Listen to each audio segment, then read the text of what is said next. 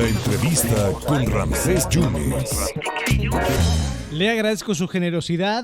Normalmente no concede muchas entrevistas, por eso le agradezco mucho su tiempo a un personaje de nuestros días.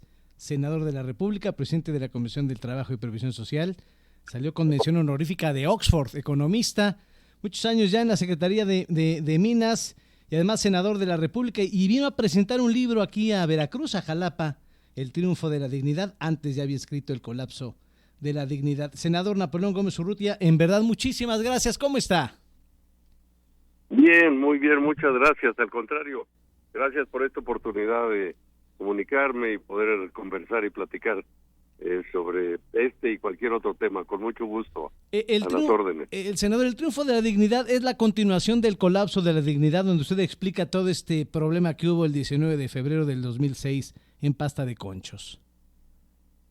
Así es una continuidad, es un recuento de las experiencias más importantes que viví durante estos últimos años, las reuniones, los intercambios con diferentes dirigentes sindicales, políticos y sindicales de todo el mundo, y desde luego pues toda esta experiencia de vivir y cómo haber encontrado un mecanismo de resistencia contra todos estos ataques infundados y esta persecución política de la que fuimos víctimas, no solo yo o mi familia, sino los demás dirigentes de nuestro sindicato y por supuesto también los trabajadores mismos y la organización.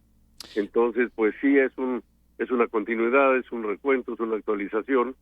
El anterior libro, como sabe, del colapso de la dignidad, como ya lo mencionaba, pues un libro también muy vendido en todo el mundo, se tradujo en varios idiomas y se convirtió en un bestseller o uno de los libros mejor vendidos del New York Times, el periódico New York Times de Nueva York. Entonces, pues creo que recoge todas estas experiencias y conocimientos más importantes que adquirimos a lo largo de estos años de resistencia y de lucha por la democracia, por la justicia, por la dignidad de la clase trabajadora de México. ¿Le echaron la caballada en el gobierno de Fox, en el gobierno de Calderón, en el gobierno de Peña? Totalmente, no. La caballada fue poco. Yo creo que echaron todo el ejército completo, porque unieron todas las fuerzas. Nada más, bueno, este conflicto que se inició precisamente en el último año del gobierno de Vicente Fox, y que actuaron de una manera irresponsable, despiadada, perversa, pues fue también soportada por los tres empresarios más ricos de México. Y este conflicto se prolongó por 12 años, poco más de 12 años.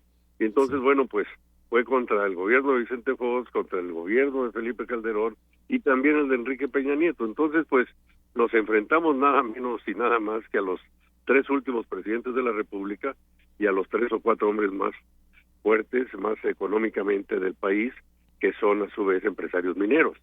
Entonces, bueno, pues fue una lucha difícil, larga, complicada. Hicieron todo lo que estuvo bajo su poder para pervertir el sistema de justicia en México y deformarlo y tratar de buscar delitos que no existieron nunca, más que en la mentalidad de ellos. Exacto. Y en los escritorios de estas empresas y de los funcionarios públicos de ese momento que estaban al servicio de ellos. Es que lo acusaban de todo, nexos con el narcotráfico, que había usted desviado 54 millones de dólares. Por cierto, ya lo absolvió la Suprema Corte de Justicia de la Nación, 11 acusaciones ya absuelto. Totalmente, desde el año 2014. De hecho, yo lo regresé antes por precaución, porque no teníamos la seguridad de que el gobierno de Enrique Peña Nieto garantizara mi seguridad, mi integridad y la del sindicato mismo.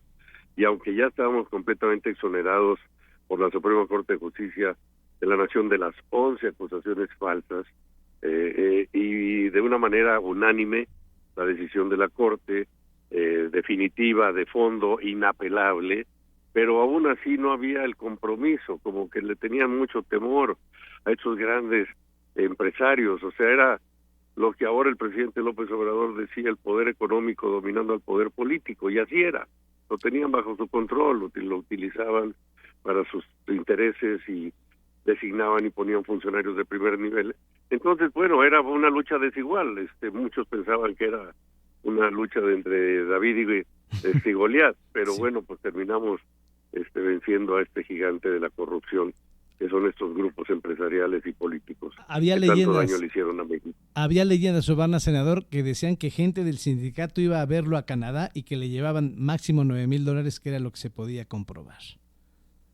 No, esos son inventos de la mentalidad deforme de estas personas.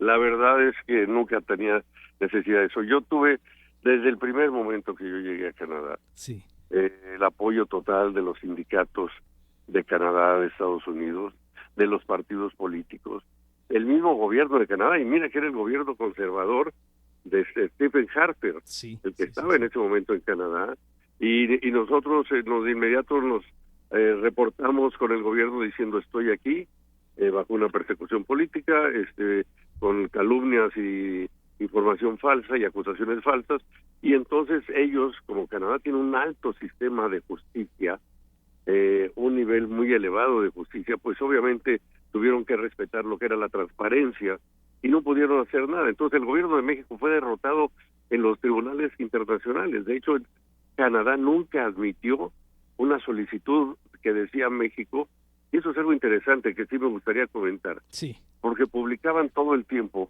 que me iban a extraditar, que ya tenían todo arreglado, que ya habían solicitado la extradición, y nunca lo hicieron porque no tenían argumentos.